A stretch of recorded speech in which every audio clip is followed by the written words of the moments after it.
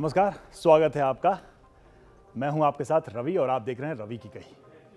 प्रियंका गांधी ने अपने पार्टी में महिलाओं को ज़्यादा से ज़्यादा चुनाव लड़ाने के लिए जो घोषणा की है, यानी कि 40% महिला कैंडिडेट मैदान में उतारने की जो घोषणा की है, उसने उत्तर प्रदेश की जो अभी की जो चुनावी राजनीति है और उसकी जो तैयारी चल रही है, उसमें बिल्कुल नया प्रयोग किया है। और हलचल है, चर्चा है इस बात की कि क्या कांग्रेस का ये दांव कामयाब होगा, क्या कांग्रेस को इससे वो लक्ष्य हासिल होंगे चुनाव में उत्तर प्रदेश में, जिसको सोचकर प्रियंका गांधी लगातार सक्रिय हैं। देखिए, इस बात को समझने के लिए आपको कुछ एक दो प्रयोगों को समझना होगा जो अलग अलग राज्यों में इसी तरह के हुए हैं। ऐसा नहीं है कि प्रियंका गांधी ने कोई पहली बार किया हो या कोई ये नई चीज़ है, ये पहले भी प्रयोग हुए हैं। और ये प्रयोग कहाँ हुए हैं, मैं आज आपको वो बताऊंगा, उसके नतीजे क्या हुए और कांग्रेस को क्या वाकई में उत्तर प्रदेश में उसका फायदा होगा जो प्रियंका गांधी सोच रही हैं, या फिर किस लक्ष्य से या किस सोच से, किस विचार से ये तैयारी की जा रही है, ये घोषणा की जा रही है, उसके क्या नतीजे होंगे उत्तर प्रदेश में। तो देखिए, ये प्रयोग जो है, यानी कि ज़्यादा से ज़्यादा महिला कैंडिडेट्स को उतारना, यानी 40% या 50% कैंडिडेट्स को उतारना, ये प्रयोग पश्चिम बंगाल में लोकसभा चुनाव के दौरान ममता बनर्जी ने किया और यही प्रयोग बीजेडी ने, यानी नवीन पटनायक की पार्टी ने ओडिशा में किया। ये लोकसभा चुनाव में उन्होंने जो प्रयोग किए, उसके नतीजे मैं आपको बता रहा हूं और उससे आप अंदाजा लगाएंगे कि दरअसल लक्ष्य क्या है कांग्रेस का, कांग्रेस की सोच क्या है, इसमें चुनावी गणित है कहां। और साथ ही बिहार की बात करें तो नीतीश कुमार ने भी पंचायत चुनाव में महिलाओं को 50% आरक्षित किया ताकि महिला उम्मीदवार ज़्यादा से ज़्यादा पंचायत चुनाव में लड़ें। लेकिन इन सब के पीछे के गणित को समझिए। पश्चिम बंगाल की सबसे पहले बात करते हैं, ममता बनर्जी की बात करते हैं। तो ममता बनर्जी को बंगाल के चुनाव में महिलाओं का ज़बरदस्त समर्थन मिला। एक छोटा सा उदाहरण देखिए, ऐसा भी हुआ कि जो आदिवासी परिवार थे उसमें पुरुष जो है वो बीजेपी को वोट कर रहे थे, लेकिन महिलाओं ने ममता बनर्जी को वोट किया। ममता बनर्जी ने लोकसभा की जो 42 सीटें थी बंगाल की, उसमें उन्होंने महिला उम्मीदवार जो हैं वो 17 उतारे। अब आप सोचिए, 17 महिला उम्मीदवार और जिसमें से के 9 जीत के महिलाएं, यानी 50% ज़्यादा, 50% से थोड़ा ज़्यादा महिला कैंडिडेट जीत के आती हैं। और अगर पुरुषों की बात करें तो उतना ही प्रतिशत पुरुषों की भी जीत कर रहा ममता बनर्जी की पार्टी का, यानी टीएमसी का। लोकसभा की मैं बात कर रहा हूं। तो ये प्रयोग पश्चिम बंगाल में सफल रहा। बीजेडी की बात करते हैं, ओडिशा में भी नवीन पटनायक ने कुछ ऐसा ही किया और वहां उन्होंने 7 महिलाओं को टिकट दिया, जिसमें से 5 जीत कर आ जाती हैं। तो वहां भी जो जीत का प्रतिशत वो भी काफी, अगर उस लिहाज से आप देखें तो अच्छा है। अब उत्तर प्रदेश में प्रियंका गांधी ने जो किया है उसको भी समझने की जरूरत है। इस वक्त जो है उत्तर प्रदेश की जो विधानसभा है उसमें 44 महिलाएं हैं और उसमें भी सबसे ज्यादा बीजेपी की तरफ से हैं, करीब 30 से ज्यादा, 33 महिलाएं हैं। तो ये जो गणित है, इसको समझने के लिए हमें ये समझना होगा कि कांग्रेस जो यहाँ पर दांव लगा रही है, क्या वो ओडिशा या बिहार या फिर पश्चिम बंगाल जैसी स्थिति पैदा करेगा कांग्रेस के लिए, हमें ये समझना होगा।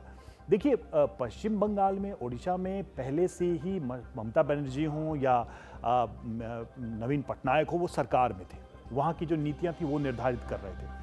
और बिहार की बात करें तो वहाँ नीतीश कुमार लंबे समय तक थे और उन्होंने जो पंचायत चुनाव में महिलाओं को आगे बढ़ाने का काम किया, उस सब के पैरेलल, यानी समानांतर उनकी योजनाएं थी।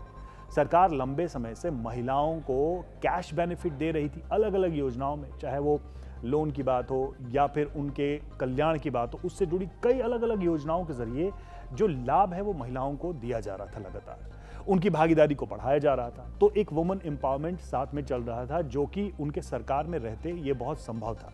ये तीनों राज्यों में देखा गया और जब इसको महिला उम्मीदवारी की ज़्यादा से ज़्यादा संख्या से जोड़ा गया तो ये फिर वोट में कन्वर्ट हुआ और महिला वोट बैंक क्रिएट हुआ। यानी कि पहली बार ओडिशा, पश्चिम बंगाल या बिहार में एक साइलेंट वोटर के तौर पे महिला वोट बैंक को क्रिएट किया गया। अब उत्तर प्रदेश की बात कर लीजिए। उत्तर प्रदेश में कांग्रेस की सबसे बड़ी चुनौती यही है, क्योंकि उत्तर प्रदेश में कांग्रेस सत्ता में है नहीं, केंद्र में भी फिलहाल नहीं है, तो उसकी कोई भी नीति का सीधा फायदा महिलाओं को होगा नहीं।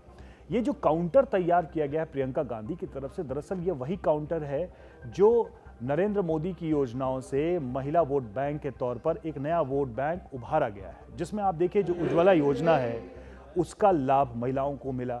जो आवास दिया गया उसमें ज़्यादातर महिलाओं 80% महिलाओं के नाम ही मकान होते तो उनको लाभ ये मिलता था। तो ये जो चीज़ें हैं इन्होंने बहुत काम किया और कम से कम उसी वोट बैंक को डैमेज करने की पर नज़र है कांग्रेस की। लेकिन ये मुश्किल यही है, ये चुनौती यहाँ पर यही है कि कांग्रेस का ये सिर्फ एक चुनावी कह सकते हैं मंत्र है, इसके पैरेलल कोई नीतिगत लाभ महिलाओं को पहले उस तरह से नहीं मिला, उस तरह से शायद देखा नहीं गया। जो काम ओडिशा में किया गया, जो काम बंगाल में किया गया, बिहार में किया गया और केंद्र सरकार की नज़र में भी वही काम चल रहा है।